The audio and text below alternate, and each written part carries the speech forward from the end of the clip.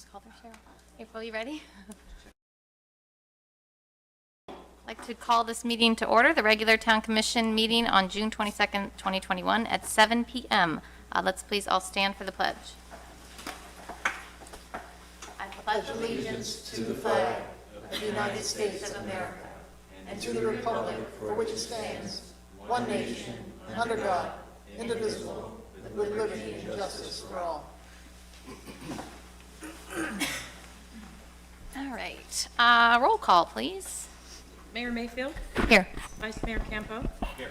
Commissioner Fender. I was first. Commissioner Kurzman. Yes. Commissioner Tompeck. Here. All right, moving on to item 2, proclamations and presentations. We have a presentation, Property Assessed Clean Energy PACE Funding Group. Kate Wessner, I guess that must be you. Welcome.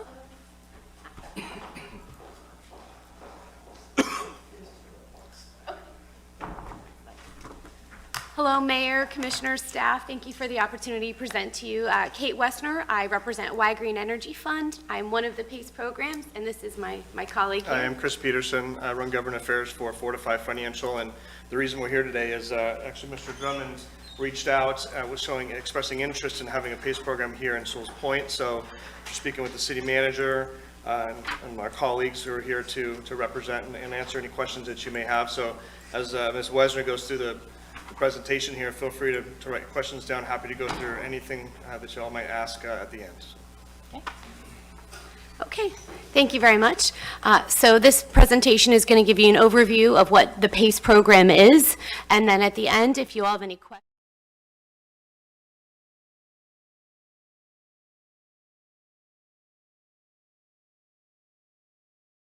And here's our logo. So a lot of us do the commercial and the residential PACE financing, and I'll get into what the difference is later. But the basics of PACE. So the state legislature in 2010 passed a state statute that allowed local governments to create these PACE districts. And so they said that there was a compelling state interest in helping property owners become more energy efficient, less reliant on energy, reduce your energy costs, and also protect your property against wind damage. So they said that PACE can be used through a non-ad valorem assessment. So any of you all that have lived in an HOA are very familiar with what the word assessment is. This is a voluntary assessment that a property owner, such as this gentleman here, would choose to put on their own property to do certain property improvements that are either related to energy efficiency, renewable energy, or hurricane protection. And PACE assessments are similar to other special taxing districts under the law. They would appear on the non-ad valorem assessment line on the tax bill. Okay, so this is the actual language from the statute. It's 163.08 for anyone that wants to look it up. And PACE has been adopted across the country, and in this map it will show you where there's active programs. There's programs in development, and the statute has been enabled, but there isn't anything active at that time. So a lot of the states created different statutes to address different needs. So like I said, in Florida, it's related to energy and hurricane protection. In California, it's energy conservation, water conservation, and seismic protection. So every state has different resiliency needs, and that's what this program was based off, is trying to serve a purpose in providing property owners financing options to do these improvements. And this is where the program exists in Florida. So as I said before, there's a number of different companies on the private side that we provide the capital and administration of this program. But these are the local governments that have adopted PACE in one fashion or another across the state of Florida. In Martin County, the county has adopted it for the unincorporated areas. The city of Stewart has adopted it. And they have done that through a resolution process, and in some cases, they chose an ordinance. That is the option of the commission or the council, as well as your attorney, in what direction, if you all were interested in pursuing that.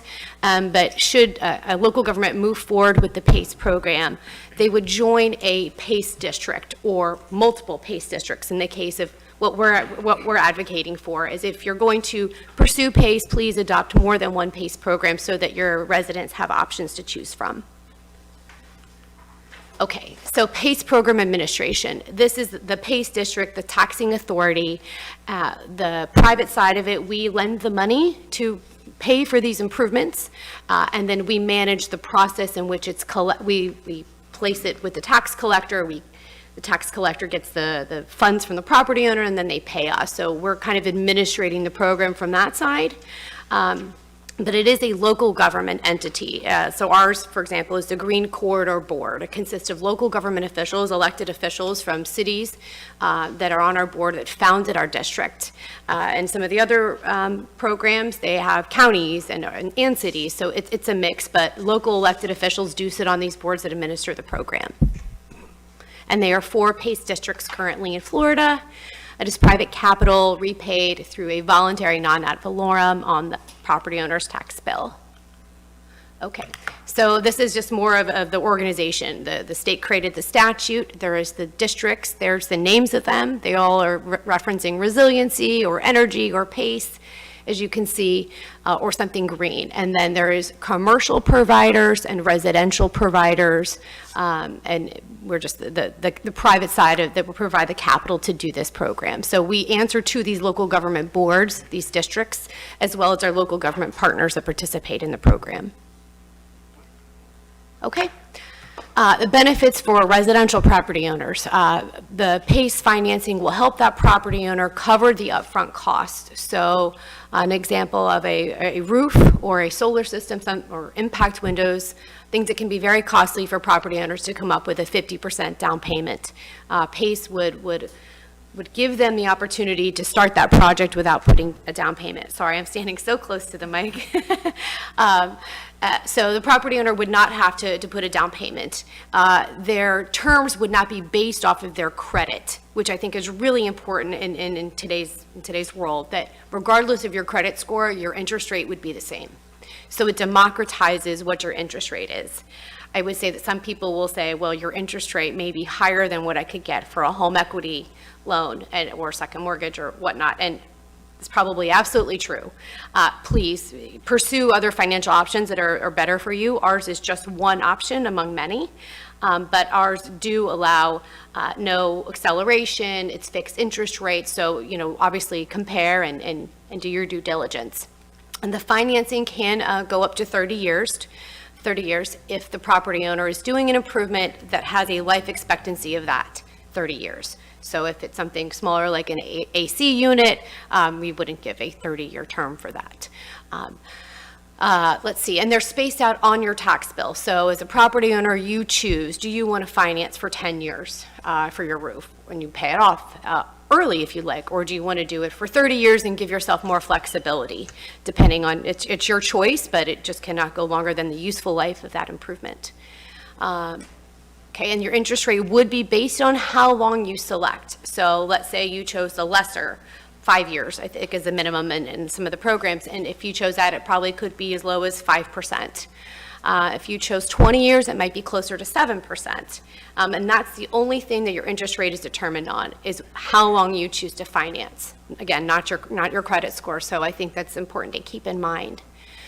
This is available to residential owners, commercial property owners. Homestead is not required, so I know you may have some, seasonal property owners. We do. I live in Jupiter, and so that's something that they're not prevented from using this program. The purpose of this, again, was to help property owners reduce their utility bills, reduce their energy consumption, and hopefully save money on their property insurance if they're doing hurricane protection improvements. So I've seen a lot of property owners that have saved anywhere from 25 to 30% on their insurance from doing new windows, impact doors, garage doors. So we would advise you contact your insurance company, get a list of what you need to do in order to get the most savings. I think we've noticed that the insurance companies have, especially recently, 50,000 homeowners required to replace their roofs. I know 2 people in my neighborhood alone in Sarasota had to do that, and this is an option for those folks. So maybe insurance company gives them that notice, they've got 30, 60, 90 days, they may not be able to come up with that money, maybe they're overextended, maybe they can make that payment. We're able to verify they can make that payment, but they don't have the cash out of pocket. It's a perfect example. I've got equity in my home. I may not even be able to get a HELOC done in 60 days, right? So it's a good program to be able to use to get, 3-day, 5-day right of rescission, and if you're year end, and you're able to start those improvements. Yeah, absolutely, absolutely. I mean, this is definitely fills a gap in the marketplace. We're not trying to compete with banks. Banks are welcome to compete for our business. We're just trying to provide another option for property owners to do improvements to their property. Okay, and it can be combined with any other incentive programs that may exist. Okay, so these are the types of improvements which I've kind of spoke about: impact windows, doors, roofing, HVAC systems, solar panels, backup power generators. For commercial properties, we'll see lighting that can be very costly, and energy costs for lighting, insulation, water heaters, pool pumps. So those are just some examples. Electric vehicle charging stations, it could go on and on. Anything that reduces energy or creates energy or reduces their potential for wind damage. And also, they're all fixtures. They're all things that just stay with the property, and that's the idea, is you're not doing a new kitchen or a refrigerator that you can take with you, even though it may be energy efficient. That's not the intention of this program, to make your kitchen look nice. It's to protect your home against the elements, to make sure that you have a new roof if you need it, lower your energy costs if you can, and insulation to make sure you're keeping that energy where it belongs in the house. So that's the intention of the program. Okay, and so the PACE program has done quite a bit of business over the course of 2010 in Florida. I could say that we've done over $1 billion worth of financing. Over 50,000 properties have used PACE just in Florida, but this is a national program as well. So you got the stats up there for that. And then here's some more frequently asked questions about PACE assessments. PACE is a voluntary, non-ad valorem assessment. It is on your property tax bill, but there is no discount for the PACE portion. So you get the 4% if you pay right away. Fortunately, the state statute said you cannot get a discount. We are not the authority on that, so we don't have the ability to change that. But it is attached to the property, not the property owner. So like if somebody's trying to close out some other credit thing, this is not going to show up on your credit report. So just to make sure that's clear, it is repaid over a fixed term, fixed interest rate, never exceed the useful life. There's no prepayment penalty for residential projects, which is, I think, the majority of what people use as far as residential. But there is some small businesses that may use it, and there's a little bit different term sheets for them, but that can be negotiated. But for residential, there's no prepayment penalty. It's treated like a HELOC if there's a refinance or a sale, that it has to be paid off at closing. So that's why there's no prepayment penalties. We know Floridians tend to move quite a bit. And that it's done through the uniform method of collection with the tax collector. They do collect a fee for placing it on the tax bill and then remitting that back to us. So we pay that to the tax collector. We already have an agreement in place with their office. All of the districts do, because we're currently operating. Okay, benefits to local government. Obviously, there's environmental benefits to help achieve sustainability goals, structural hardening of your properties, protect against wind damage, improve your building stock, local jobs, no cost or liability to the government, and there's no public dollars. So I think that's really important for me to emphasize, is this is not government dollars used for this program. It is private capital that is used. Okay, and here's an example of a property owner from Fort Lauderdale. They did, impact windows, doors, HVAC, pool heater, tankless water. They did quite a bit, but they were able to save $300 a month in energy savings and $7,000 in their property insurance. And if you'll notice, they didn't even do solar. So, that could be something that, on top of that, maybe they would perhaps save more. We do have some other examples of properties that have done this in the commercial space, if that's something that interests any of you all. But assisted living facilities, I think, are important to note that after the governor required that they all have backup power generation in case of a storm, is that a lot of these assisted living facilities have taken interest in trying to use different financing options to solve that problem. And we've done hotels. And then this is just, some more information on, how PACE solves the issue in the marketplace of providing homeowners with an option, especially for hurricane protection improvements. We want to make sure we leave room for questions. In the interest of time, is there any questions that we may answer for you on the subject? Yeah, I have. Commissioner Tombeck? Yeah, just one quick question. This looks remarkably similar to the SELF program in St. Lucie County, so I think I'm familiar with it. I just wanted to make sure, does PACE make the assessment of the useful life of something, and does not allow somebody to take out a 30-year loan for a hot water heater? Correct. The term is always tied to the useful life of the product that's being installed, or less. So you may have the option of 15 years for, let's say, an HVAC unit, but if you prefer a smaller term, then that's fine, but you cannot go over that term. We don't want you making a payment on something that doesn't pass its useful life. Thank you. I have a question. I know you mentioned a resolution and/or ordinance as the responsibilities for the town. What about beyond that? Is there anything, how do residents, I never heard of it, to be honest, till tonight. So is there an education aspect, or is it just there for residents to use as they? Sure, we would be happy to provide educational seminars. I do work with a lot of local governments in doing that. Whether it's in preparation for hurricane season or around Earth Day or things like that, we're happy to do educational seminars, or we're happy to do direct mailings. A lot of times the homeowners will be calling a contractor, a local contractor, asking them, I need to see if I need a new roof. And that discussion will happen organically. And if those contractors are aware of our program, they may offer that. But they do hear about it from us directly. I know I live in Jupiter. I get like 4 mailings a year just from my company pitching this. And I asked our advertising department if we had plans to do anything in Martin County for the remainder of the year. So I'm waiting to find out what that is. But, we are happy to do any kind of things to get out the word, whether that's put a blurb in your social media or whatever we can do. We're happy to partner with you. We also, a lot of our outreach goes to the contractors. Keep in mind, contractors have several financing options in their full bag, so to speak, sorry for that pun, but they will offer, how are you going to pay for this? Cash, HELOC, there's some unsecured financing, Green Sky, et cetera, or there's the PACE program. So the way we look at it, we're an option. And the more options that folks have in order to make these critical improvements, then everybody wins. Okay.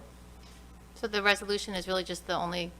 Yeah, and Okay, the only indemnification agreement, insurance indemnification, all that stuff, that I'm sure the attorneys are familiar with. So make sure the city's not held liable, it's not a city program, we make sure the contractors understand. Code of conduct is very clear, it's not a free government program. We actually have a backstop for that. We do a live phone call with every applicant to go over the terms. We found that some people don't read DocuSign, which is strange to me, but apparently they don't. So we go through it every term to make sure that this makes sense and reconcile how the program is sold. And if the homeowner says, well, I thought this was a free government program, well, obviously we're going to not only correct that, but then we may eliminate that contractor or educate and then eliminate. We'll see how each circumstance different. But the point being is that we've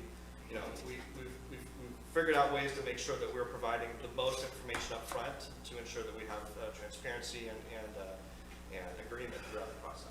Okay. Yeah, so we could do homeowner, seminars to kind of educate them on the do's and don'ts, things to know. Like, I'm not on the sales side, so I'll be honest, I would rather have happy homeowners, right? And if it's a good fit for them, great. If it's not, then by all means, please don't feel pressure. We just want to make sure they get the right information. So if that's something that you all were interested in doing, should you pursue the program, we're happy to oblige.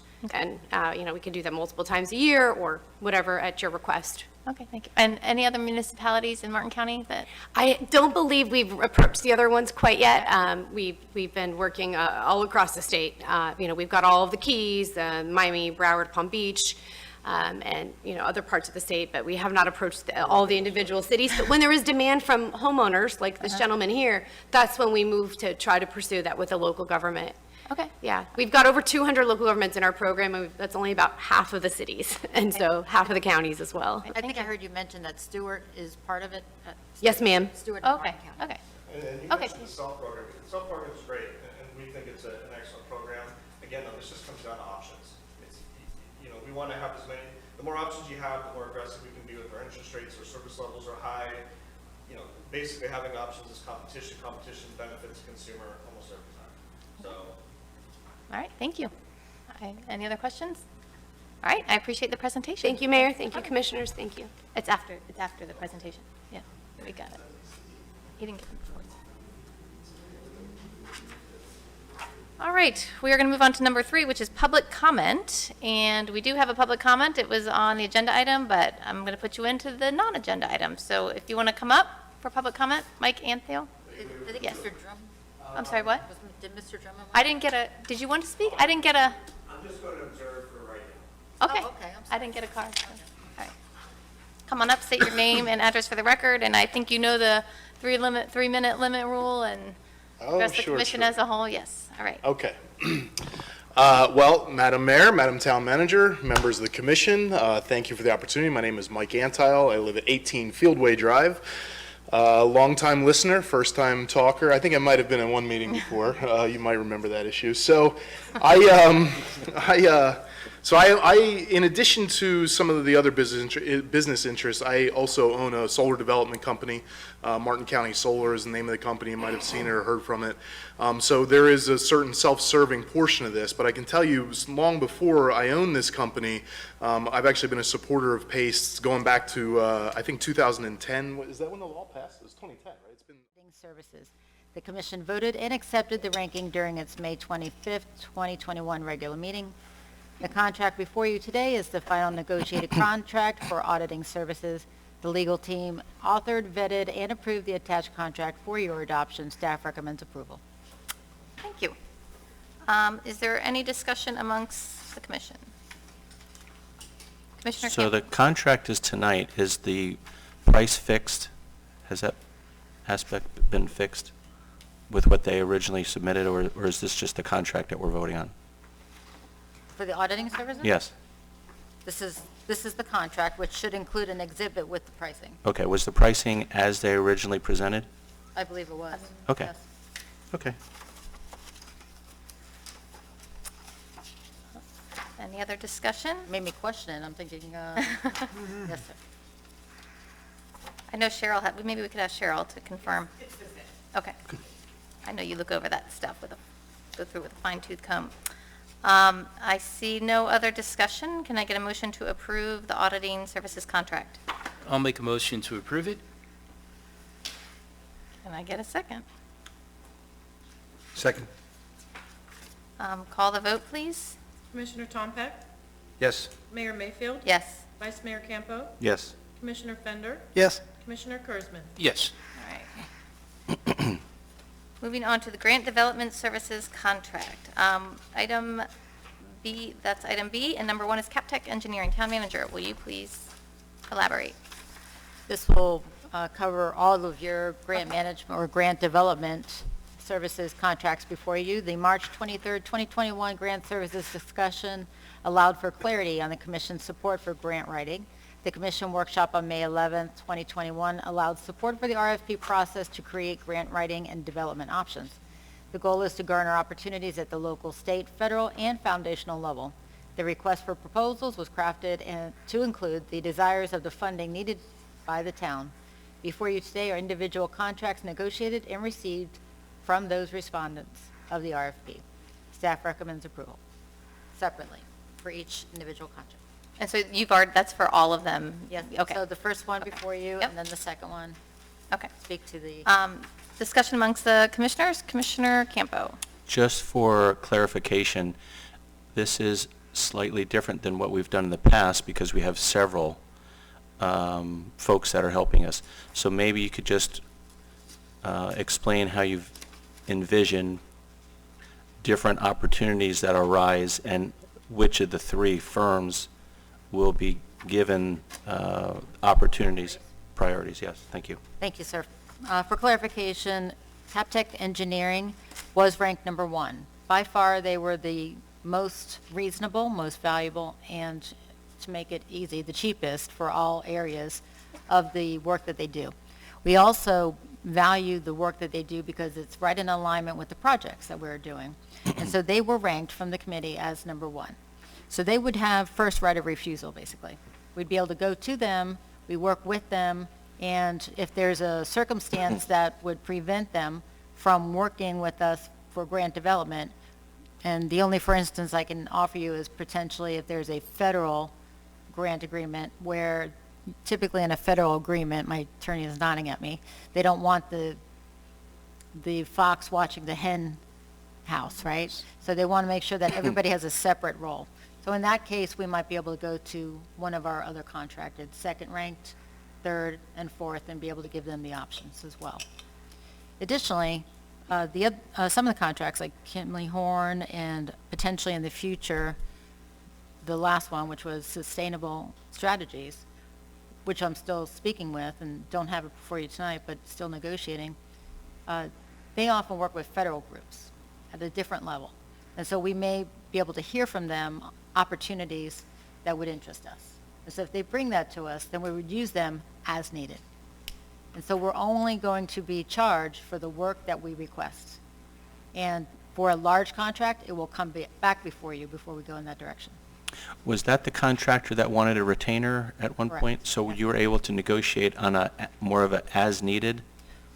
We're still in negotiations, but Okay. as of this morning, I had told one commissioner that we weren't receiving a response, and as of this afternoon, we're in negotiations.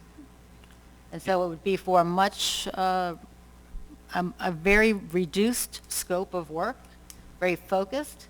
It would be in alignment with what Martin County is pursuing, so that we could do it in tandem, potentially, Right. and a much reduced rate. Right. So Retainer. are you anticipating then that that firm will be retained with a fixed retainer, or? Fixed retainer. Okay. And do you know how much that will be? Well, I'm still negotiating, so I'm Okay. Don't So want- I'm does negotiating. does that need to be brought back to the commission if it exceeds a certain amount, and if so, It's what? being brought back to you regardless. Okay. They just weren't ready for tonight. Okay. The other three were able to get prepared and ready to be before you. This one has taken a little longer. I will have it to you for July. Thank you, Town Manager. Thank you. Any other discussion? Seeing none, can I get a motion to approve the first one, the contract for Captech Engineering, first ranked for the grant development services? I'll make that motion. I'll second it. Roll call, please. Mayor Mayfield, Yes. Vice Mayor Campo, Yes. Commissioner Fender, Yes. Commissioner Kurzman, Yes. Commissioner Tompak. Yes. All right, and on to Kimley Horn and Associates. Town Manager said that had already introduced it all, so if I see no discussion, no buttons pressed for this, I'd like to ask for a motion to approve B2, Kimley Horn and Associates, for the grant development. I'll make that motion too. I'll second it also. All right, can we get a roll call? Vice Mayor Campo, Yes. Commissioner Fender, Yes. Commissioner Kurzman, Yes. Commissioner Tompak, Yes. Mayor Mayfield. Yes. And last one is an addendum, the third one, Gavo Palo. Any discussion amongst the commissioners? If I don't see any, I would look for a motion to approve. I'll move approval. I'll second. Roll call? Commissioner Fender, Yes. Commissioner Kurzman, Yes. Commissioner Tompak, Yes. Mayor Mayfield, Yes. Vice Mayor Campo. Yes. All right, good work. On to item 11, discussion. Item A, potential sale of town-owned lot on Heritage. Vice Mayor Campo, I'd like to ask you to introduce. Sure. We've spoken about this a couple of times before. As commissioners, we are stewards of all of our assets, all of our resources, human resources, natural resources, and we want to make sure that as stewards, all those assets are as productive as possible. We've set out and planned a very aggressive CIP for capital improvements. We've got a long list with some heavy costs. We've got an asset that we've had for some time, which is, I think, not being utilized to its greatest efficiencies, and I'd like to reposition the asset from a piece of vacant real estate to cash that can be used to acquire real estate so that we can use for future capital improvements, specifically water improvement projects along Sewalls Point Road. We are stewards of the environment, and I think the CIP has as its number one goal to help clean the water and improve the Indian River Lagoon. So I'll just say that selling this lot would provide us cash right now, cash that we can use and have flexibility in reallocating for some of the needs that we've outlined and planned using the plan from the Regional Planning Council. So we get cash up front. Hopefully, someone will build upon that. We'll get building fees, keep Jack busy, and we'll put the lot back on the tax roll, which will help us as well. And I know that there's an old oak tree on that lot. It's I know it's something that a lot of people care about. I care about it. I think we've done a lot to try to improve the trees. Unfortunately, the lot has not been maintained It's hodgepodge. It's got some cabbage palms up front, and the oak tree looks like a wounded warrior coming back from the Afghan war with limbs that are just not being cared for. It's not serving a purpose for water retention right now. We can reallocate the cash that we can generate from the sale of that for the STAs. So my motion would be to direct staff to create and circulate an RFP for real estate consulting and pricing and marketing services for lot number 5 on Heritage Place. I would appreciate a second. I'll second. All right, any discussion amongst commissioners? Commissioner Tompak? Yeah, I agree with what we're doing here. I think we should narrowly earmark what the proceeds, how the proceeds are going to be spent. And if it's, stormwater, that's fine, or if it's one of the other projects, but I think we ought to earmark it so it doesn't get spent on other things. I would welcome that as part of the motion, although at this point, we're just getting this RFP for consideration for selling. Okay. Is that? Yep, very that's good? Okay. fine. Commissioner Kurzman?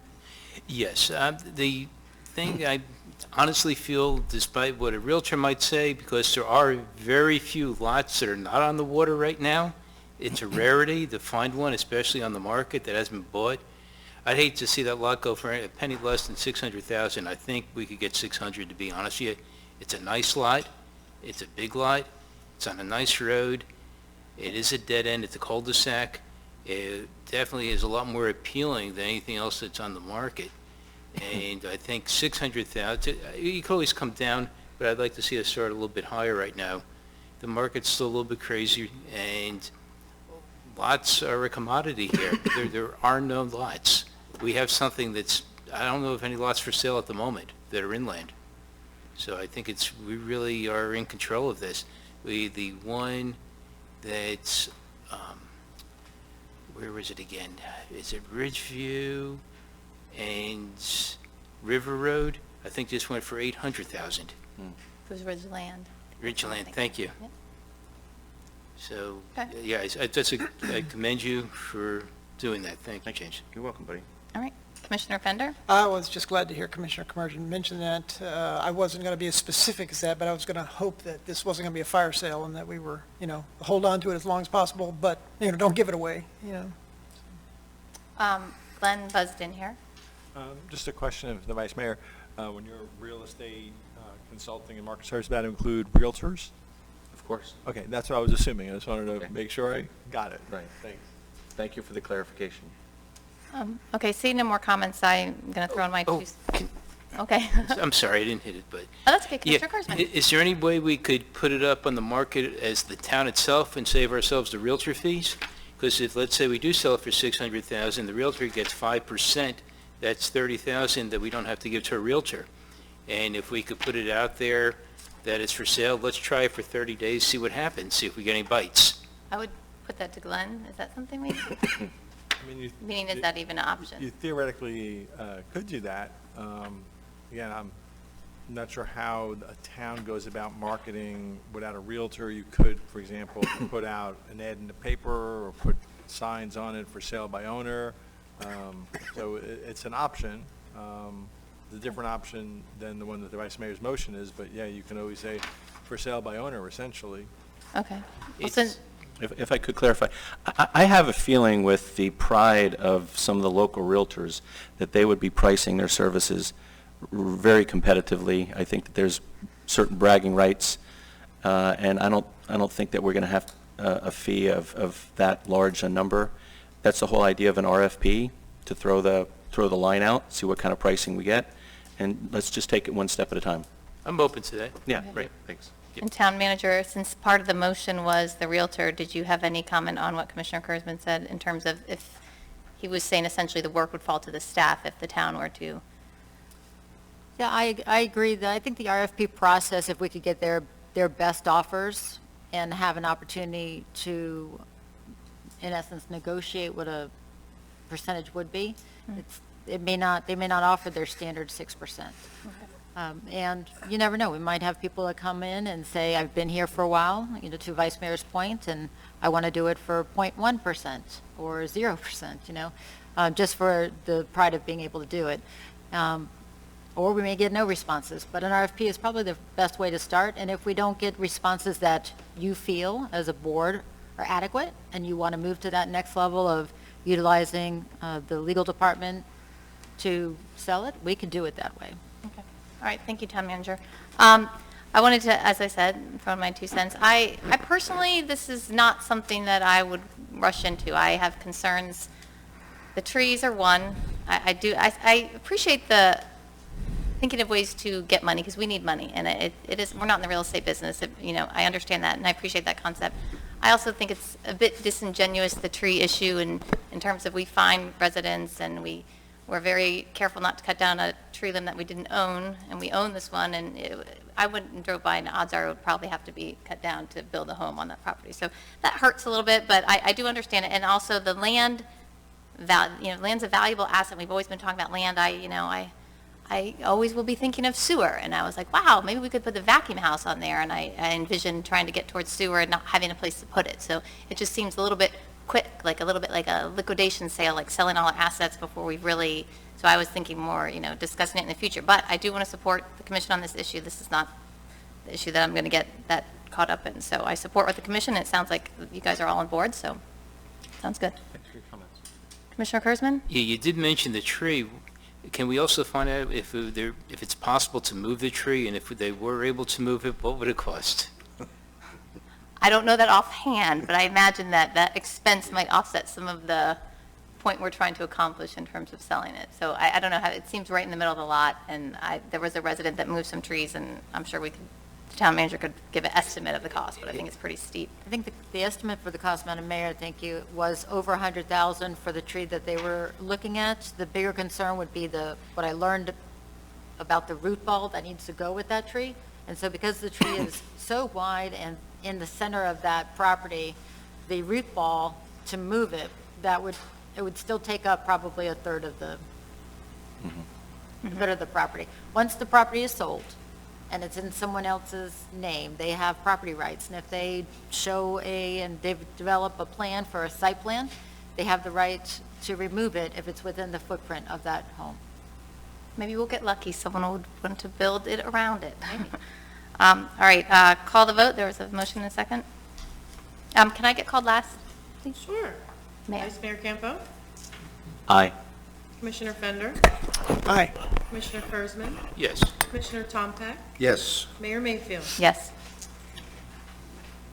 All right, moving on to discussion item B, taxable value discussion. Finance Director, would you please introduce this? Come to the microphone. Madam Okay. Mayor, this Do you have- turned into a fun. do you have Oh, the clicker, or I you want do me to have be the in charge clicker. of No, this? I'm going to need you to be in charge. Oh, I can do it from here, that's fine. So Madam Mayor and Commissioners, if you'll allow us this opportunity to ideate, if you will. So an opportunity to speak about what we're moving into, which is budget season. And your Finance Director and I wanted to just give some more information about taxable values, both here and outside of our town, in hopes that it would, create some more dialogue from you, and so we could get a better tone from the commission, and maybe even some direction from the commission on what your tolerance level might be for taxable values at the high end, and maybe even what your point of view is about looking at the current rate and the rollback rate. And to be very frank, when your staff takes a look at what we have in front of us to create for your priorities, we are very hopeful that you don't give us direction to go to the rollback rate. And we are as hopeful that we can move beyond the 2.87. And so in order to do that, we wanted to provide some additional information. So please stop us as we go through this presentation anywhere you want. And let's do it as a discussion opportunity, almost like a workshop, if you will. And again, allow it to be a springboard for any conversation you feel is necessary. Okay. How's that sound? That Is sounds okay? great, thank you. Cheryl?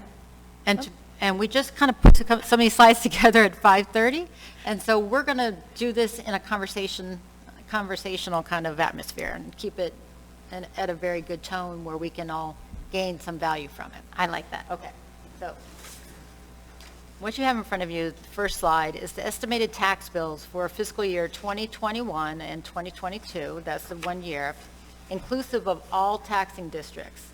The revenue, of course, with the other taxing districts being at their current rates.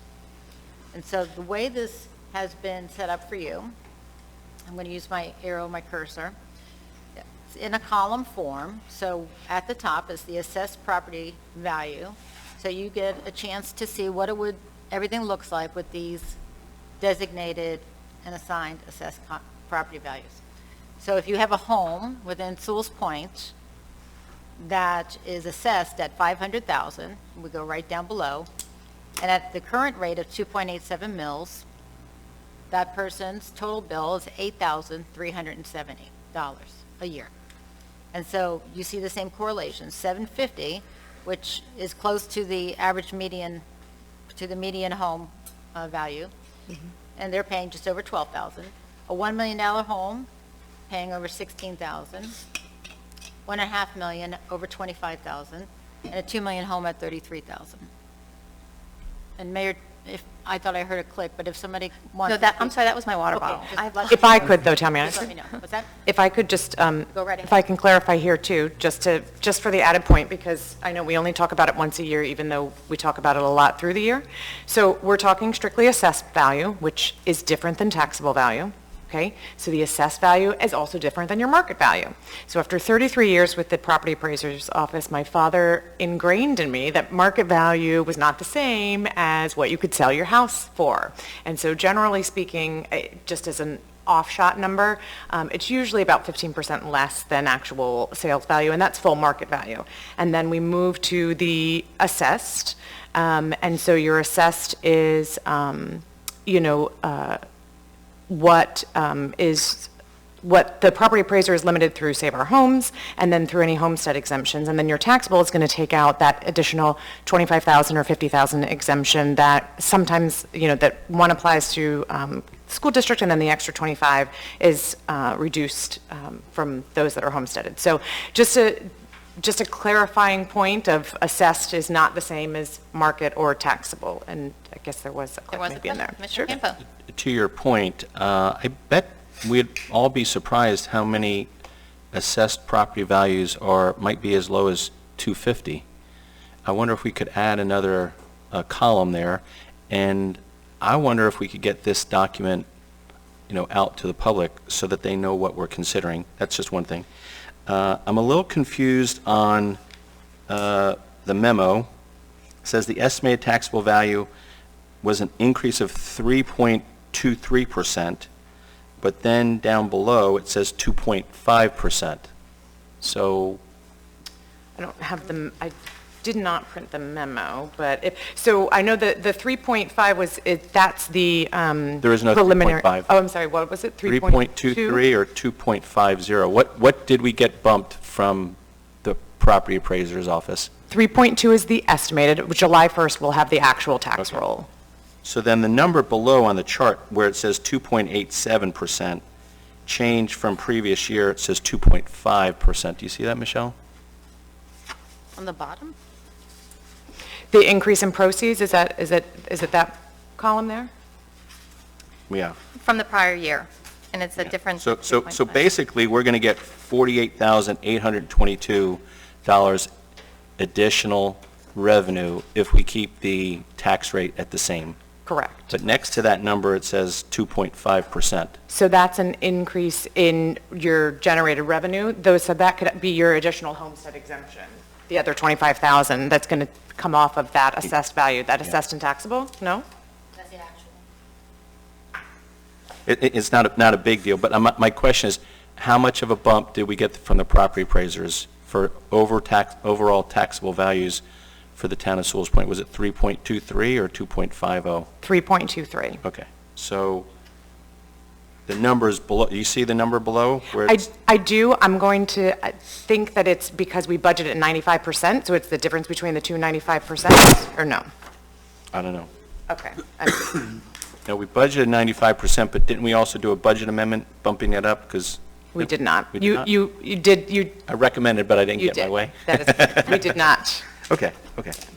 All right, continue. Thank you very much. And to your point about the, those that are taxed at less than 250,000, I can very easily get you that number. I did just download, well, July 1st will be a better gauge for that if you'd like, because then we'll have the actual values. I will tell you that in doing this, we did find that the actual average taxable value is 600 and, it's on another slide. It's about just shy of 700,000. The actual market value, well, I have them there. Yeah, we'll get there. But there's a good spread, because of those homestead exemptions, and then, So would you say the median average, the median/average assessed value is just a hair under 700,000? That is correct. It's assessed value? that is taxable value. Okay, okay. great. Assessed is $50,000 more, so. Okay. So we will add that column for 250, is that, Vice Mayor, what you're looking for? Yeah, I mean, you can judge to see where, I mean, there is someplace a list of every single, Yeah, we have it. I have So you could take a look and, where they start getting It's in Excel, I can sort it by taxable value. Yeah. Done. 50 or, yeah, something like that. And that's what we want to use today for, if you don't mind. So if something you like, if you want to see something additional, that's what we're trying to Sure. determine. So when we go into August, Because, we yeah. have it done.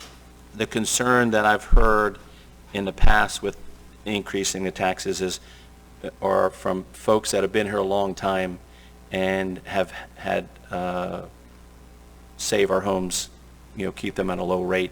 And some people living on a fixed income and, this is unaffordable. And those people might want to see something that pertains closer to their, 25-year residents that have got assessed values of something that you'll see when you look at that. Sure. In fact, if it's okay, there isn't a tax estimator that the property appraiser puts out. If it's the direction of the commission, we could probably plug that on the website and residents could go on themselves. And I thought the job that you both did on this was incredibly simplified and thank you. poignant and I like- exactly the data that I always ask for, so I want to compliment you on that. Thank you. Just All right, I'll put look in a at that column for calculator. 250. I think that would be Yeah. great. 50? Sure. Okay. And then just as a reminder, the assessed value information, did you want to speak to this backup info before we get going too? Well, so the large document, that 11 by 17, does have the detailed value of where we came up with those numbers, so that it has everything broken out, because Yeah. this slide does include all your Martin County, all the South Florida water management, all of the other ancillary things that the town does not receive, income from, but but everyone is still paying. Very impressive. So we went on to show you on the bottom part of this slide, the estimated associated tax with the associated necessary vote in order to move it forward. So if we wanted to move to 2.9450 mils, we would need a majority vote. And a majority vote is defined as 3 out of 5 commissioners to vote in the affirmative. And if we went with a 2.94, then you can see the correlation on the increases. So a home assessed at 500,000 would move from 8370 to 8408. Some of those jumps are a lot smaller than, to your point, Vice Mayor, people might have considered. And we've got this up to a $2 million home. And again, we won't read every single part of these slides, but 3.1, supermajority, that would mean 4 out of 5. A supermajority is also known as a 2/3 majority. And again, the correlation and the costs associated, the proceeds. And then we skipped right to 10 mils. Why did I do that? I skipped right to 10 mils. Yeah, because You needed really, options. for tonight's purposes, it's about what is your tolerance. And so once we get past what a supermajority could accomplish, it's a majority. And a unanimous vote can get you basically anything beyond that, but nothing more than 10 mils. So a municipality cannot tax more than 10 mils by our state regulations. So anything between 3.1020 and above, up to 10, could be, mathematically figured out for you, should you come up with wanting to do that. Town Manager, there's, Commissioner Kurzman has a question. Yeah, the question I'm going to put is back on the staff. What % you need to work comfortably with a budget so we don't have shortfalls and we could actually have a little bit of a buffer so we don't wind up in a situation like we're in currently, where, we could actually go in if we need something, it's there, we have a hurricane, and we need immediate money, and if it's nothing in the coffer, it means we have to go out get a loan or something, because the money's not there then. Where do we need to be secure? Just like, when you run your homestead, wherever your home might be, wherever your budget, you always try and keep money on the side for a rainy day. And you also want to make sure you have enough, if something happens, you lose your job, you can pay your bills for 3 months, or 3 years, whatever it might be. So I'm going to put it back on the staff. Where would they feel most comfortable with? What number would they suggest? 10 mils. No. I can't say yes to that. So we do, sorry.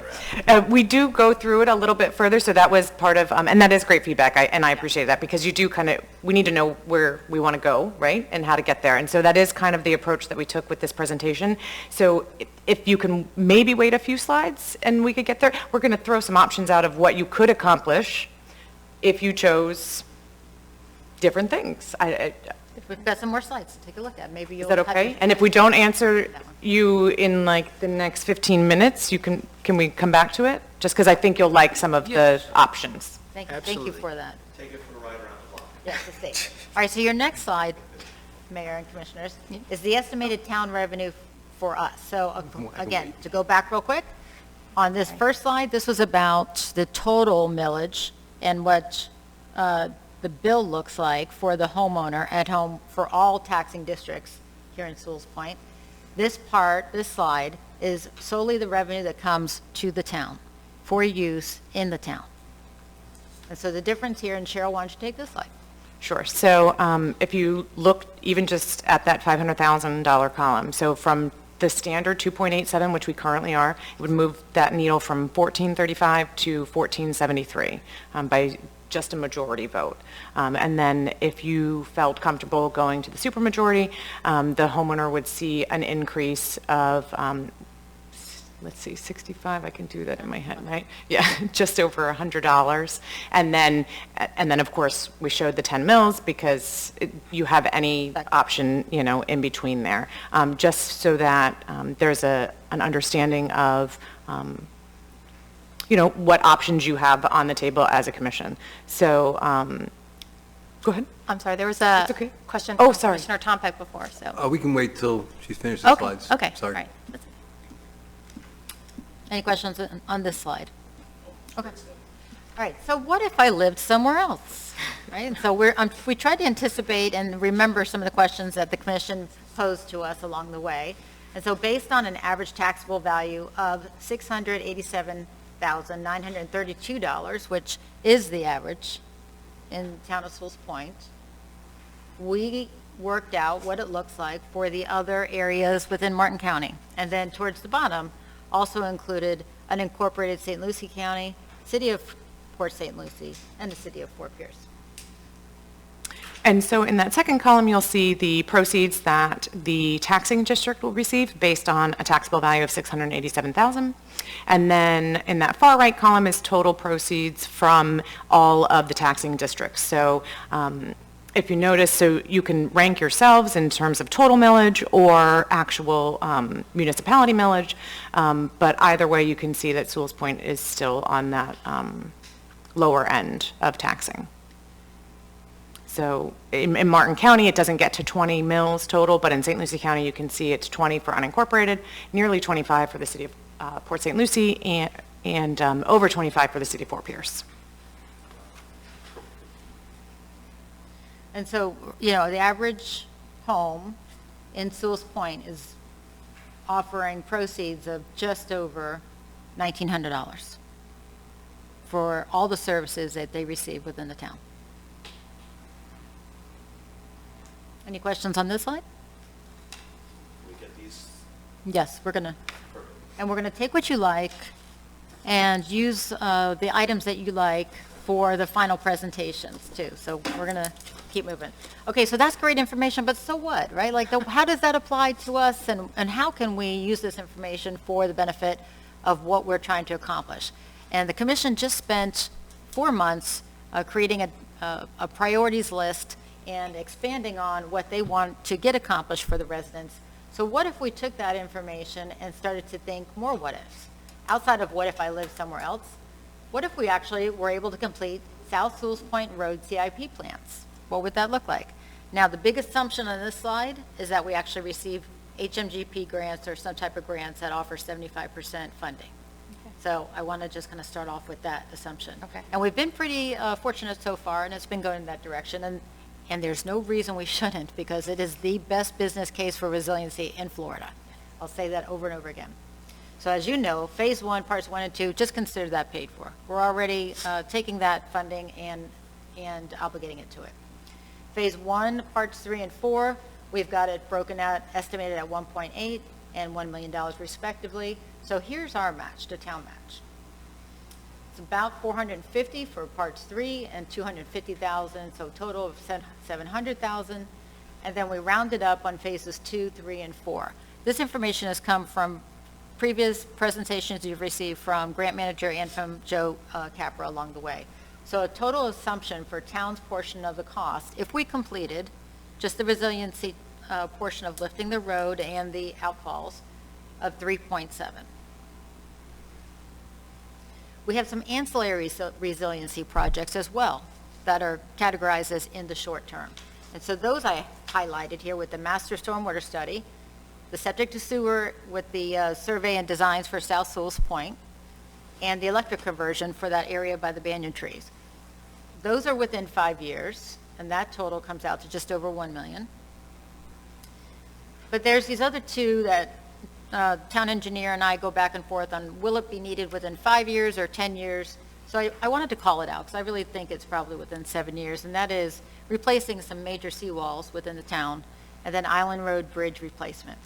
So if we take all of these ancillary resiliency projects, and that's what they are, and because they're resiliency projects, may qualify for some of these resiliency grants. I didn't even assume that. We're taking a conservative view. We're looking at 2.875. What if we got those priorities done within 5 years? Well, everybody's asking for them. Nobody wants to keep driving through this flood area, so what if we were able to pursue that and to be aggressive with a 5-year plan? So the resiliency project for South Sewalls Point Road, we just said 3.7 is the town's portion. The ancillary projects at 2.875 give us a cost estimate, it's an estimate, for the 5-year CIP at 6.5.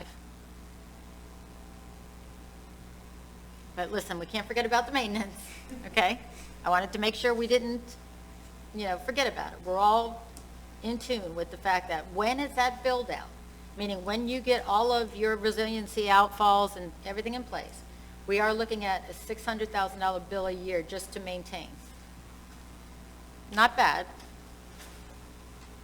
but really, how are we going to pay to get there? So this is a cut and paste of your document from the Treasure Coast Regional Planning Council, who reminded us that if we went out for town loans, this is what we could take a look at. So I'll jump right to a $5 million mark. Utilizing reserves as collateral, which we do have, still some reserves, and assuming a 20-year term at 3%, we could look at a $5 million loan carrying a cost of, the carrying cost of $332,000 a year. That's interest only? I think it varies. It in the beginning is interest only, and then progresses into principal. So it's amortized over 20 years? Yes. Correct. Yes. Now, the other thing, again, not forgetting about the maintenance of $600,000 a year. That's still going to be a bill, but that $600,000 doesn't come on year one either, because we're not going to be at build out. So what if we, as a town, I got a lot of what ifs, right? This is what we're doing here. the town had to pay back a $5 million loan at 332,000 a year, and the town had to pay the annual capital asset maintenance. And the spectrum there is 300,000 to 600,000. So year one, we're looking at the 300,000 mark, and then topping out, if we do full build-out within 5 years, progressing up to that final year at 600,000 on maintenance. So Cheryl and I looked at this and said, okay, let's do some conservative estimates and assume an additional $1 million a year is what we're looking at, if we had to pay back and have maintenance costs available to us, in debt service and ops, basically, over a 20-year period. So we move from what ifs, to how. How do we get there? Here's one way how we get there. So with our taxable value here, with our current millage rate at 2.87, this is what we bring in. You guys are used to seeing this 1.9 number. That's what we typically bring in every year. What we need is 2.974, the extra million. So the millage for that would be 4.3236. And then from there, Cheryl, speak to the rest of the numbers. Right, so because of the high percentage of homestead, I've only assumed a 3% growth in that taxable value because at last numbers, when I just checked from the property records, we're at almost 70-ish percent, low 70s percent homestead. So the reality is... Nobody wants to move. Nobody wants to move. Everybody loves it here. Great. So even if, the market is going crazy and people are buying and selling and we're getting record sales prices, that may not be reflected here in our little area. So that taxable value column is only increasing 3%, but we ran it out through a 20-year period. The nice part, if you look at that required millage, is that it goes down. So, it's not an all or nothing, this has to go up and stay up. It's a progressive trend back down, and so it doesn't always have to be high, but, that's what it is. To do those things, we don't have to do those things either, but to Commissioner Kurzman's point, in the what do you need to operate, it's the 2.87, and that's it. I mean, and there's nothing else to be had there. There's no additional funds at that point because, we're still trying to get back into that, taking any proceeds that we have or surplus each year to kind of push back into that unrestricted reserve and fund balance that we committed to the first part of South Sewalls Point Road. Any questions on this slide before I move forward? All right, so this is just some of the ongoing discussions that we've had. What are the benefits to borrowing? The projects are completed sooner. There's a public benefit to that, and the property values increase. We believe when that project, especially that main resiliency project, is complete, property values will increase significantly. There's a minimum risk of increased construction costs, and we see those costs going up 30% minimum each year.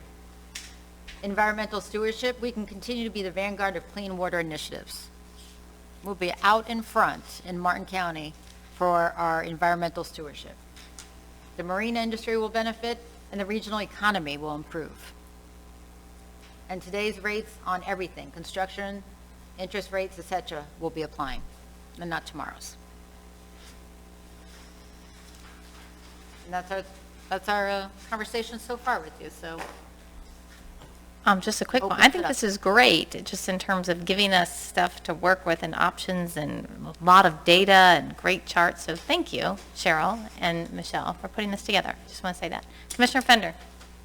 So thanks for that. That's getting a lot closer to the forecast and scenario discussion that I was looking for. Can we go back to the page that is the long-term? With the millage rates? That like one. the- Oh, that one, yeah. This one. So this chart, is it based on a lump sum $6 million loan up front that creates this payback? What's the algorithm that? So it's the loan, so it was a $5 million with a 332 annual cost of just debt service. Okay. And then the additional 600,000 in operations maintenance expense to upkeep whatever that build out looks like. Yeah, great. My question really is, that amount of money, whatever it is you just Right. described, is that a loan taken out for that amount at the beginning of this chart, or is that something else? Yeah, yeah, so this is a high-level view. Yeah. It really is, it's just a ballpark, but that would be the conservative view if we took it all out up front. Right. And, you know, as you know, it's probably not necessary for us to have all of that funds right up front. So that It's was almost where I like was it would be a going line with of this. credit for that amount, and we would take as we need. I was wondering what this chart would look like based on a SIP, SIP-as-you-go approach of, this is what we need to meet the requirement to meet the projects we have going in that particular time frame, and what the impact of the millage would be to service the amount of debt we would need to acquire in each year that we did construction. Okay. I mean, it's I- a no, tough and I- one, it's no, and I probably- understand where there's a you're lot of going with variables, that. but you could probably, you know. So I guess to better fine tune what that required millage would be, so that, I mean, on any realm, it's going to be above that 3.1. And so if you want me to tighten up those numbers, I can certainly look at that if that's I'm a just scenario trying we want to to look at. imagine that scenario. I don't know what it looks like sitting here, but it seems to me like we wouldn't need to take 6 million out up front. We need only what we need, right, in any given year. Right, so just to give you a reference, if you go back to the memo, the front page memo, at 3.1, the annual proceeds would be just over 2.1 million for the town. So a difference of $200,000. So as long as our carrying costs don't exceed $200,000, then we could get there with the 3.1. That's where I'm going. Okay. So, I mean, and that would be some, and then we'd have to talk interest rate discussions and whether we're doing construction loans and, you know, but yes. So a caveat to that, in order to go and apply for the loans, we want to be able to show that we're going to have the money to pay it back. So we may be able to put the money into, you know, our own savings account to gain some interest along the way if we don't use it, but they're going to, from the information we've received on our recent conference calls, they're going to want to see that the town has made that commitment. The other call that we had was with the leader from the state revolving funds, which is a great option, which may be the lowest interest rate available to us. And he'd made some great recommendations to us about how to apply for some specific grants that might be able to allow us to consolidate phases 2, 3, and 4 into one project.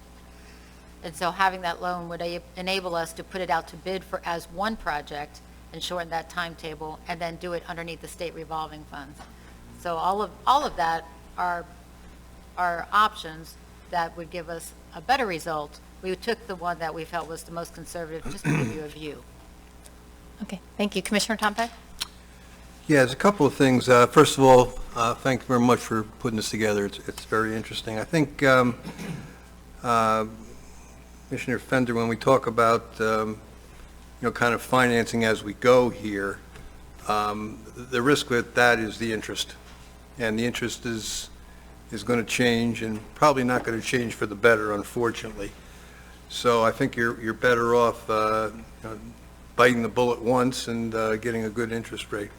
The other thing I can't kind of put my hands around here, we've talked about some other options here in terms of raising additional revenue. We voted on one of those tonight. But we'd also talked about the fire district and taking that out of the, since we've been taking it out of the general fund to pay for it, putting it as a special assessment on the bill. And that would save us in the ballpark of 500,000 or 400,000. It's actually going to go up quite a bit here. So essentially what you're doing there, when you take it out, you're increasing the millage. I mean, you don't call it that, but you're increasing the millage. That's my point. And that would be more than enough to cover $330,000 for the yearly payment. So I think how we put this together is important in terms of visibility and having our residents understand it. And I think we're probably going to get to some kind of a hybrid solution is what I'm guessing going forward here. That's an interesting point, too, and the fire services thing, I hear what you're saying, and that is a big chunk, and it's difficult because that's going to take at least a year, correct? And then you have all the variables of how well is it going to work? Are we going to be able to do it? And so it is going to be a hybrid and you have to consider all these things, but I do, my priority will be to complete these projects, effectively and efficiently and not waste money. So that's why we're here talking about it, trying to find a good solution. I envision both, the raising of the millage rate and hopefully using that option. And then, as you have said, you can always go down. It makes sense to get it done right and then be able to lower it as opposed to try to keep it too low and then flounder around and waste money.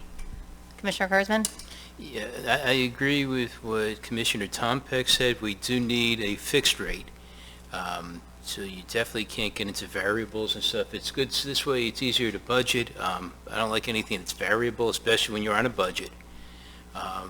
The other thing is, this is something we have to, these are projects that aren't going to go away. They got to happen. We got to do them.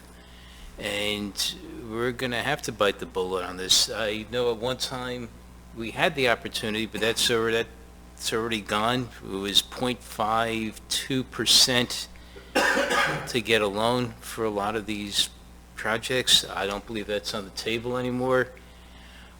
If there's something that's fixed from the state, I would love to have the staff look into that and see if we get a low rate. This would be something that we could do. I definitely would suggest taking a loan out to get this done. And in the interim, of course, if we can get any grants, we would definitely go for them. And hopefully we'll get more grant money, but we have to pretend a lot of that grant money's not going to come. Unfortunately, we just had a grant vetoed, which was unfortunate. We had a couple of residents that took it upon themselves to write letters to the governor to veto our grants. And what they don't realize is the expenses that are involved to go and obtain these grants. And also part of the grant, it wasn't just phase 2, it was also, I believe Joe will have to correct me, but I think 50,000 of it was earmarked for phase 1. And it's foolish to do that, because now you just cost the taxpayers a lot of money. When you go and write this, you just raised your taxes. Congratulations.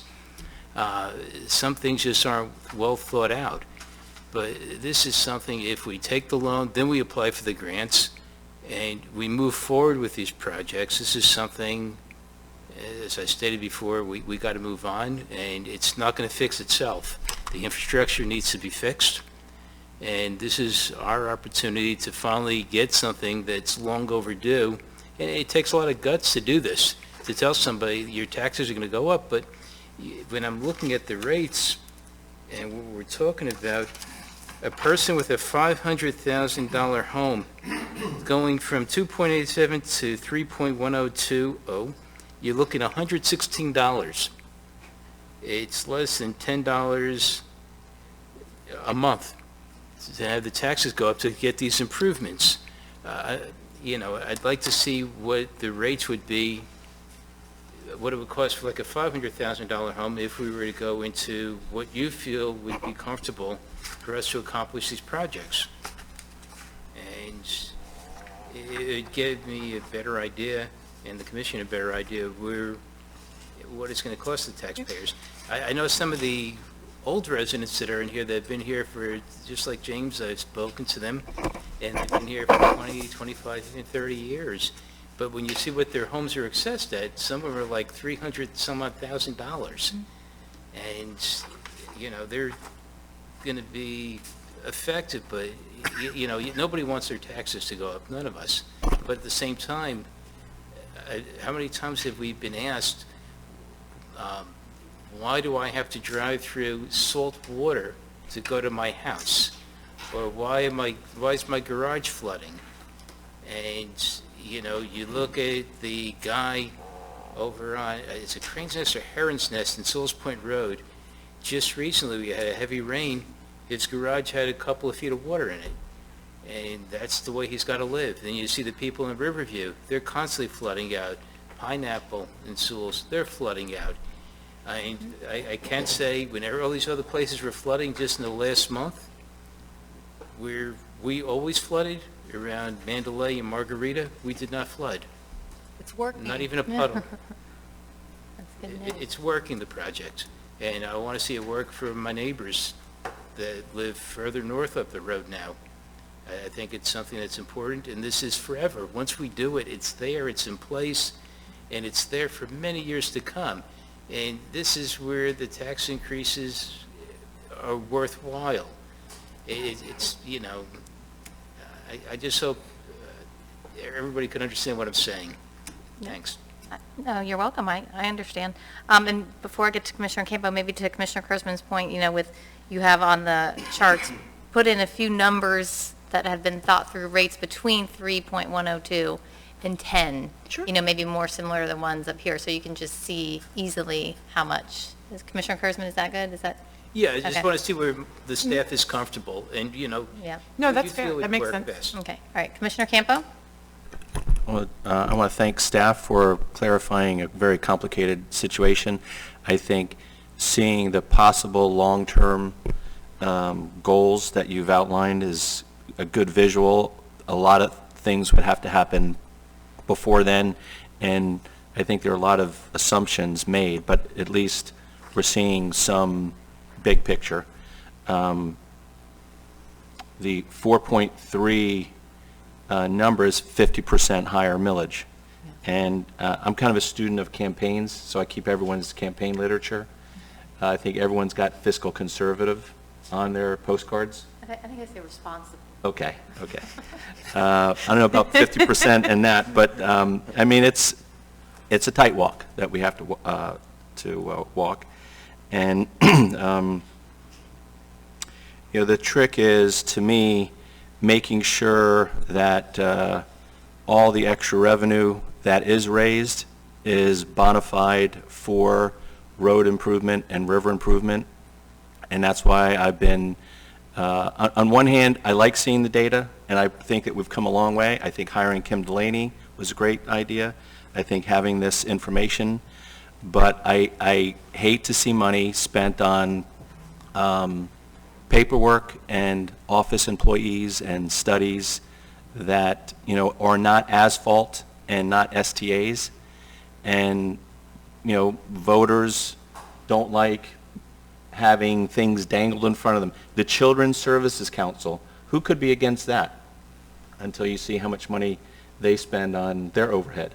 And, you know, puppies and roads and kids, I mean, I don't want to be part of, you know, dangling those things and then find out that we're hiring more people and staff to push paperwork around. So I think the trick is to make a convincing argument to the residents that we are spending all the money in the area of cleaning the river and improving the road and the transportation, and to avoid the temptation that John was talking about earlier with the fire district. I mean, there's an awful temptation to create that fire district, and to have that in addition to a 50% ad valorem increase. It would just come full circle back on the commission members. I don't want to be a member, a party, I should say, to something like that.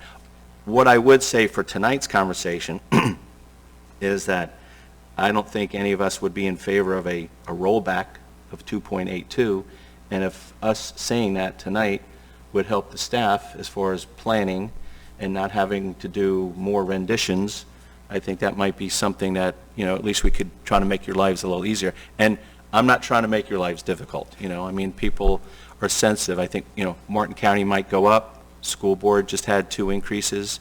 And as much as we think everyone wants to be in Sewalls Point, our values are just tepid. I can't believe as much home values and new construction, and the property appraisers basically says we're going sideways.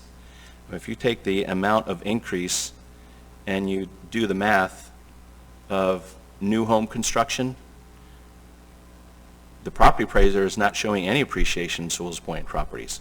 So we could talk about everyone wants to move here, but it just, it's frustrating to see the property appraiser. When you get all the Realtor flyers, you know, and Dave's got the lot sold for $600,000 for no commission, so I mean, our job's a lot easier. But it's tough when we really are not seeing the price appreciation from the property appraiser's office. Haven't seen it for years. I mean, we're half of Martin County. So the highlight here should actually be moved down a notch. Your memo says that the taxable values for Sewalls Point 735, and then you got highlighted 687. Not that it matters, but we're probably somewhere between the 729 and 751. But You're forgetting the $50,000 homestead exemption. I say So- that's taxable value. Right. This says the memo says taxable value as well. Okay, then, yes, Okay. you're correct. I was hungry at 5:30. I don't know, that's all I got. No. Hey, this is the information that we need to close the gap and to make the presentation. And so my future actions are going to be based upon, are we really going to be able to sell the lot? Is this good faith from everyone involved that we're going to move ahead and hopefully get 500, who knows, 600,000? And assurances from the staff that moving ahead, we're not going to hire more office staff after what we've already done. So that's kind of what I would need. We don't have to make any decisions tonight. This is a great time to see the big picture. We're months away from budget season, but that would be my next desire, is to see what staffing changes. The manager could come back and say, there will be no office staff hired. The only staff that we're going to need is, once we put these STAs in place, we need maintenance. That would make me feel a little bit more comfortable with increasing the tax rate. So I think we're in a good place and just want to keep moving along. Thank you. You look like you're ready. Commissioner Fender? So thanks for that, Commissioner, Vice Mayor Campo. So I see, based on your conversation, that I read this table incorrectly, and so I guess I'll put my request out again for a scenario over time, right? I think these are now snapshots of millage rates and one-time, one-year impacts, but I'm trying to see a time value of money and investment, because we're going to gather tax rates every year for the next 30 years, and we're going to apply the servicing of that loan over 30 years, and we're going to need various amounts of funds to do infrastructure work, at least over the next 5 years, and maybe more.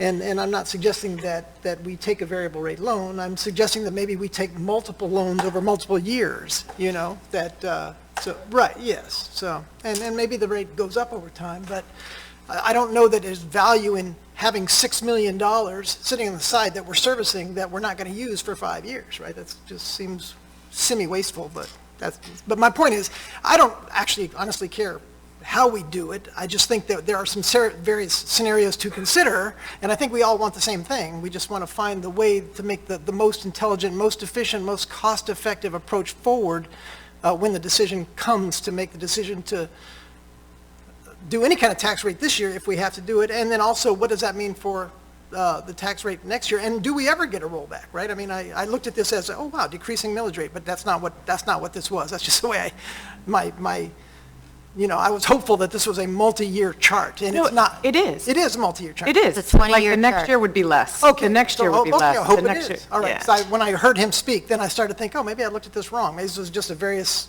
list of what, okay, good. All right, so we're. maybe- I think you had it. Awesome, okay. Maybe having a year column next to it saying year 1, year 2, year 3 would. Adding that. I wanted to wrap it up and say, your point about not exploring the rollback rate, I know the staff wanted some guidance to be efficient and not waste any money in the work they do. Obviously, we're not voting, this is not a huge commitment, but just from I'm not interested in the rollback rate, and I would be interested in at least doing some raising of the millage rate and not keeping it at 2.87 an effort. So I don't need to see the budget at 2.87 or the rollback. That's just me. You guys don't have to say it, but if there's any other opinions to help the staff move forward. You mean 2.82? The current, the rollback of 2.82 and the 2.87, because I do want to, I'm going to go on the record and say I believe we need to increase the millage rate. So if anybody else doesn't want to say anything with that, that's I'll go on fine. record that I don't want to see anything on the 2.82 moving forward. And also, side note, just because we're talking about this, and we've been talking about our residents and educating them, I just got to throw in this note that when I'm out talking to people, I'm just kind of expressing what we're doing, just, doing our part as commissioners besides getting up here and doing this business.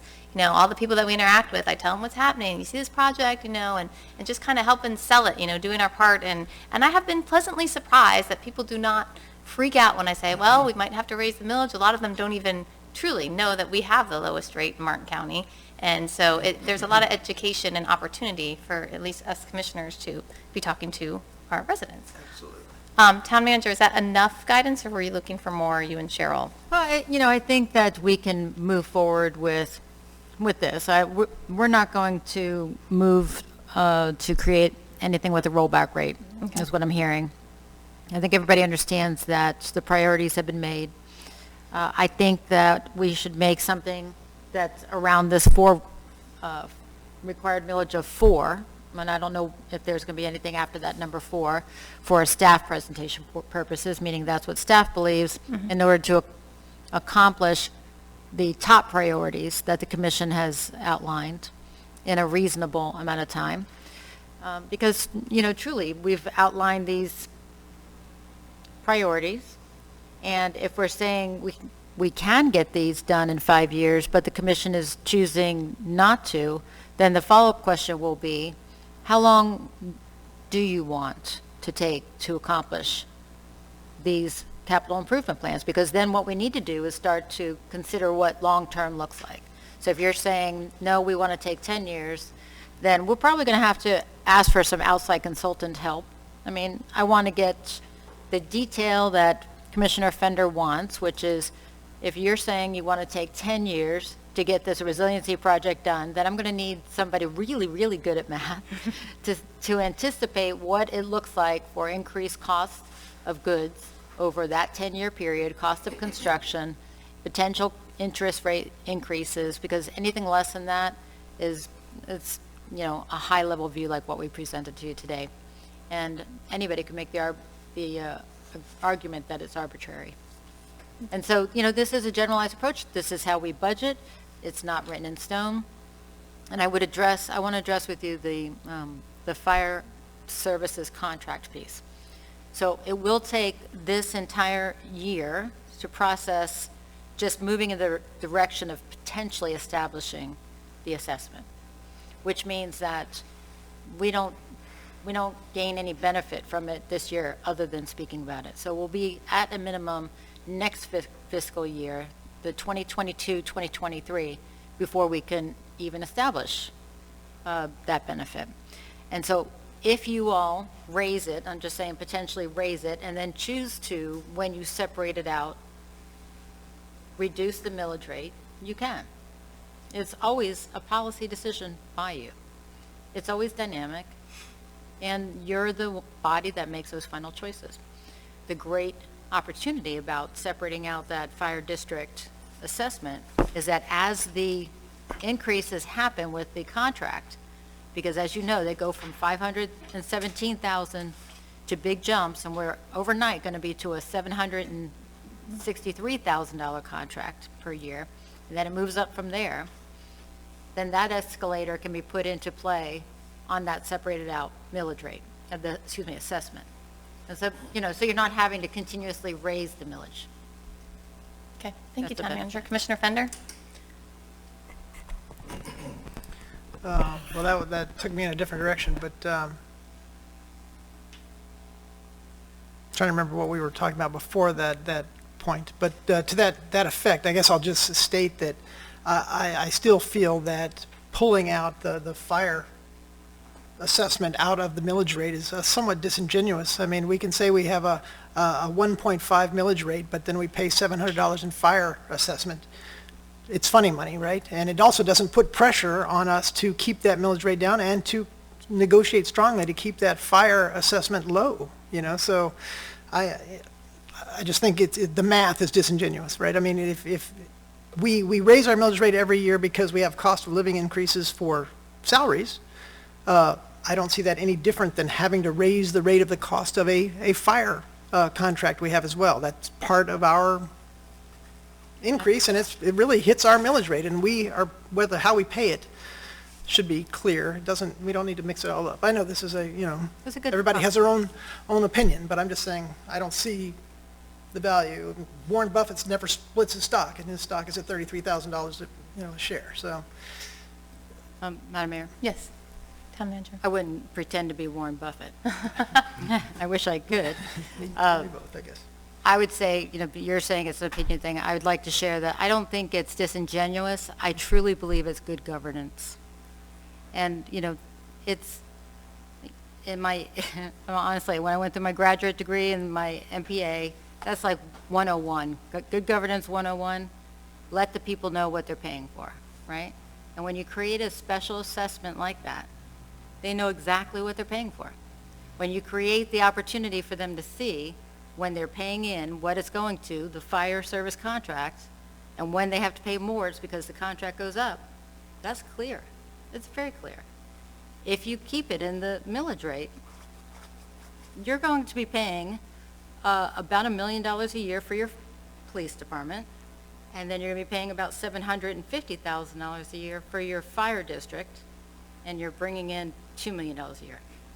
So I understand the point. So- It's valid, so I'm- but do I need a That's police the officer assessment?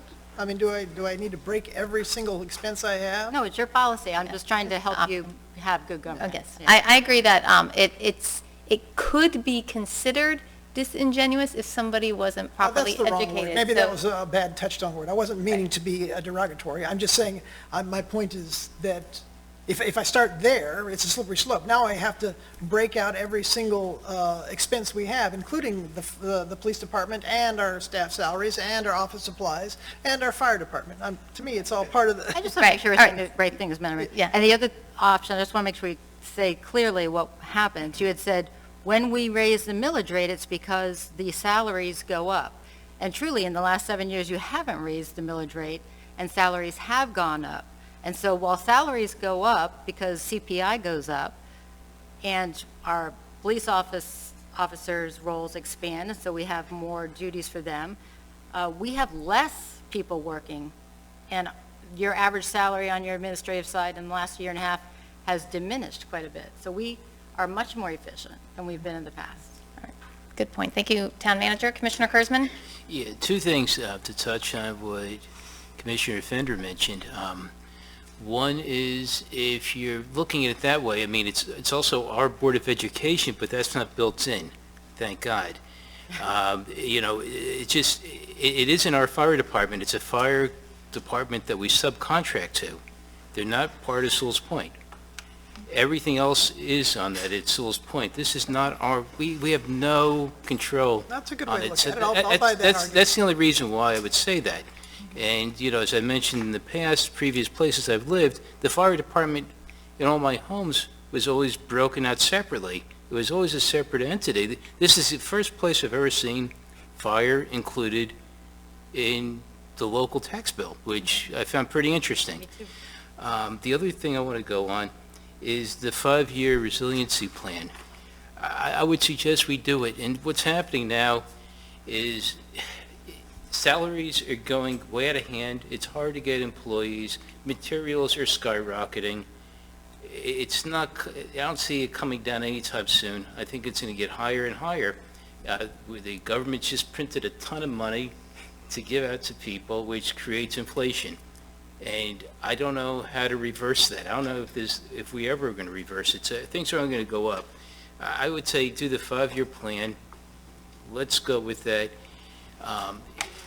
It's at least if we go further down, we're looking. It's going to be more expensive as we go down the road, and I'd rather just pull the Band-Aid off, it's going to hurt, but you know what? It's going to get better as we go along. We will all adjust.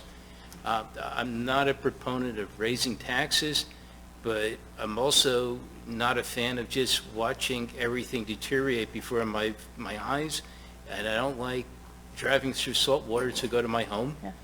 And I don't like seeing, roads that are just crumbled, seeing people's homes flooded into their garages. I don't like seeing that.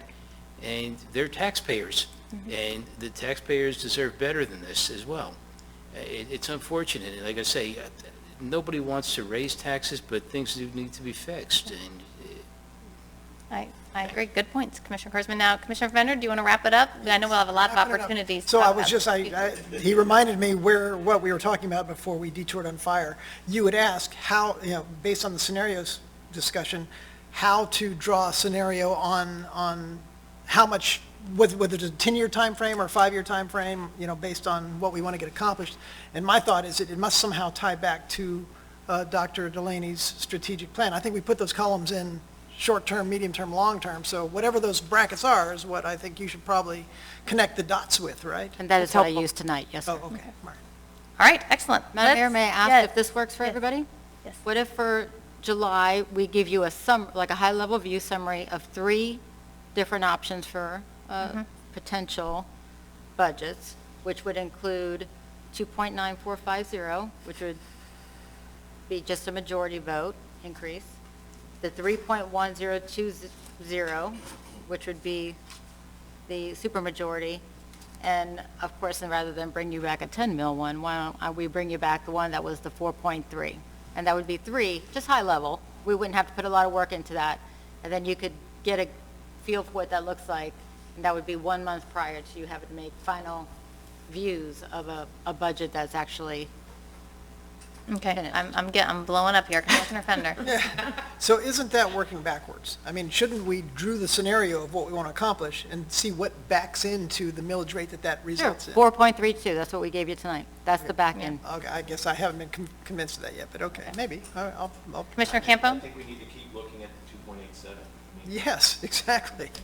Okay. I'm not saying that that's the only option I'm looking for, but to eliminate that from the options means that we just left tonight's meeting saying that for sure there's going to be an increase, and I'm not ready to say that at this point. Okay. So That's fine, that's what we We were can asking give you that. about. I thought Right, that's what we were those- hearing, that's why I wanted to clarify. Those 4, come back with that. Okay. All right, that sounds good. Let's move on to options to finance municipal services. Glenn, this is your moment. It's going to be a short moment because I think you've all We've been beating it around. Yeah, exactly. You've had this now for almost a month. I know you've discussed it before. You obviously already approved tonight the communication services tax, and it's really just an opportunity if you have any questions about any of it, because I know Michelle has been really speaking with each of you, and obviously you all have been talking about how important it is to operate a town efficiently, and that might include raising revenue in different sources, from obviously ad valorem taxes that you talked about to these various options. So I don't know whether you have any questions about any of them. I do. Go for I it. have a quick one. First of all, thank you, because I feel like it answers a lot of things that I might want to call you up and ask, what is the rule about this, or why can't you do this? So I do appreciate the effort. There's a lot of good information in there. When we're talking about the MSTUs and the MSBUs on the second page, talking about Martin County Fire, I wrote down my note, and now I got to refresh my memory. If this is just more a question, not necessarily applicable to everything, but if we wanted to do the MST or the MSBU, it sounds like we would have to use Martin County Fire, correct? Is that correct? You would not be able to use? Right, you have to use Martin County to establish the MST or MSB. You need their permission to do it. Right. You can't establish one all on your own. Realistically, I'm not sure that Martin County would approve an MST or MSBU if you were using somebody else's fire. I didn't research whether you are locked into Martin County. I would think you probably are. We're locked into Stewart. Locked into the city. I know, So right we now have- we are. yeah. But I'm saying if you wanted to create an MST or MSBU, whether you could use that to fund Stewart would depend on Martin County's approval. Okay, so that's the line I was looking at. It says, if the town and Martin County agree to the county's provision of fire services within the town and ad valorem taxes are levied, So meaning that if you want, that's why I was asking that question, because you're talking about the county's provision of fire Right, but services. that's a good question as to whether they, I think they could, but would they approve something like this that's going to fund a competing fire department? Okay, okay, But you can create an assessment. You which can is what create, Stewart- right. they all want to help Sewell's Point.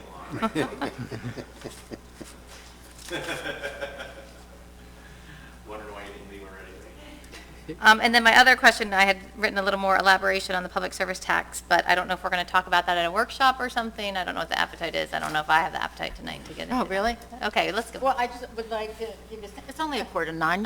You guys are energetic. Give me a So quick I rundown. think of the whole letter, the one thing that really surprised me was learning about the public service tax and the application that some of our neighbors use it for.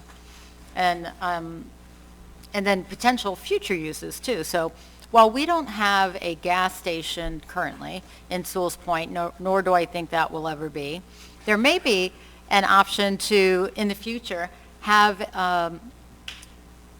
a station for the plug-in cars. And things like that, along with propane tanks, natural gas, electricity, and other utilities, are all areas that would fall as applicable under the public service tax.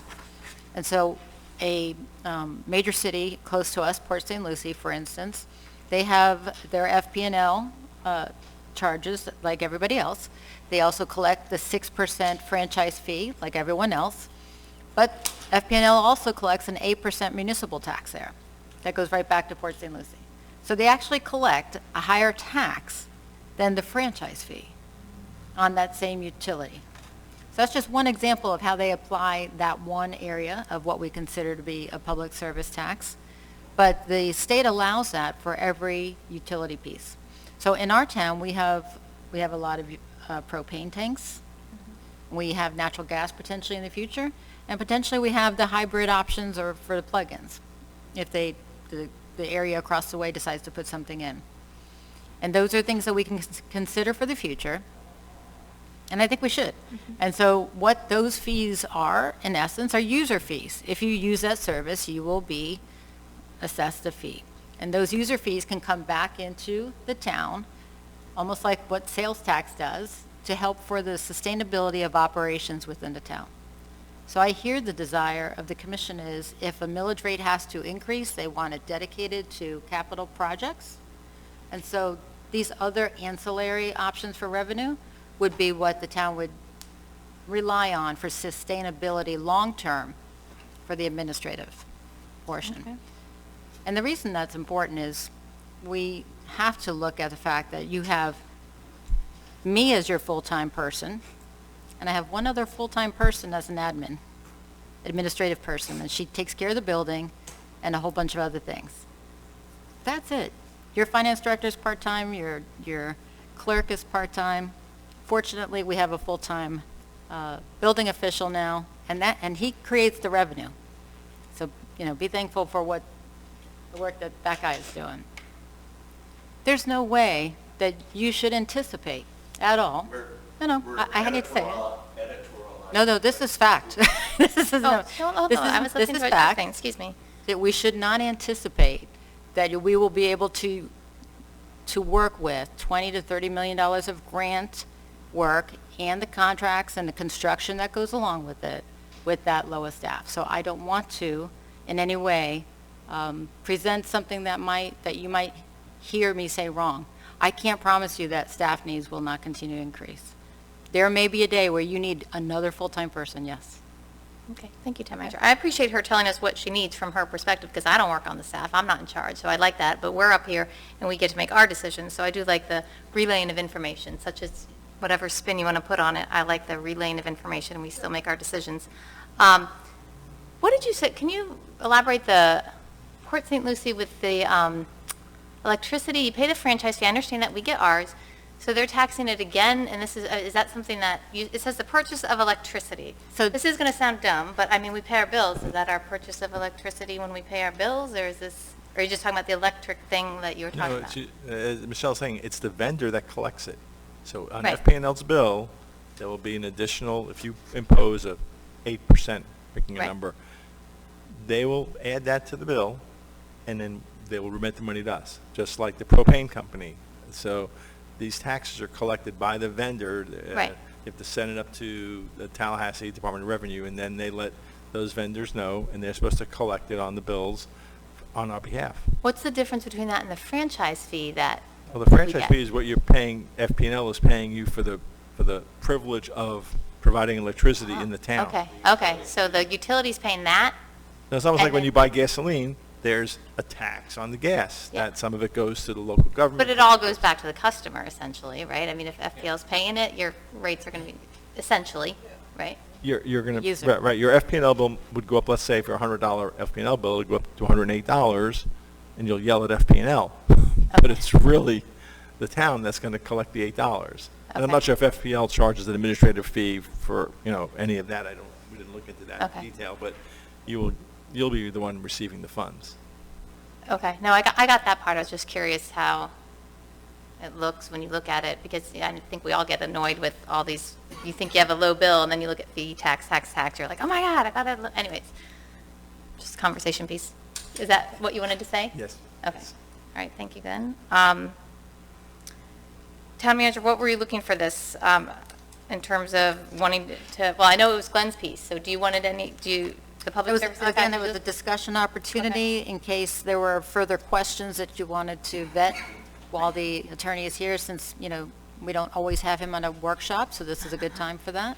Okay, And we want to just lay out all these options. Yeah, no, I And that was I like Michelle's all- real question is, give me the full menu of what we could do, and then the commission can pick and choose, Right. option, some from menu item A, some from column B, and, you Yeah. decide what you want for dinner. okay. All right, thank you. I appreciate it. I'll look into it on the side. All right, we are moving on to, unless I see no other commissioners' comments, moving on to item 12, commission and staff closing comments. Any staff comments? Quickly, I'll have one staff comment first, so make it nice and easy while Glenn is here as well for our town attorney. So the commission should be publicly made aware that we have been notified that there is an interest by some members of our police department to unionize.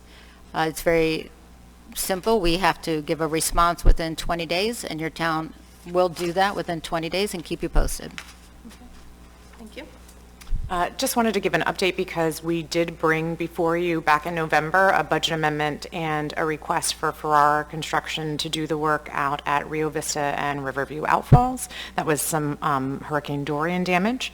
And so that work has been completed. I heard from the FEMA coordinator today, and we are working on the closeout. It was an overrun, so the original estimate was about $40,000 less than what FEMA had originally obligated, and so we're working to get those funds back to you. Thank you, Cheryl. And that was important because Commissioner Tompeck asked on that day, that was your first meeting, how long is this going to take? Because it usually takes a long time. So we wanted to make sure we followed up and let you know it was pretty quick. That's pretty quick. You're still waiting for Irma money, though. Yes, we get it done. Thank you, sir. All right, any commissioner comments? If there are no more staff comments. Commissioner Fender. I saw the note go out this week or last week about volunteers for 4th of July. I just asked for an update on that, if you've heard anything. I didn't, I was surprised when I saw the note, so I haven't had a chance yet to add my, I'll leverage that note and try to get some people for you, but I just wanted to hear if you heard anything back. We have 6 volunteers so far. Oh, Good. good, awesome. Oh, good. I will as well. We'll take it. 8. We'll take it. All right, excellent, thank you. Any other commissioner comments? All right, seeing none, can I get a motion and a second to adjourn? Second. All right, meeting adjourned.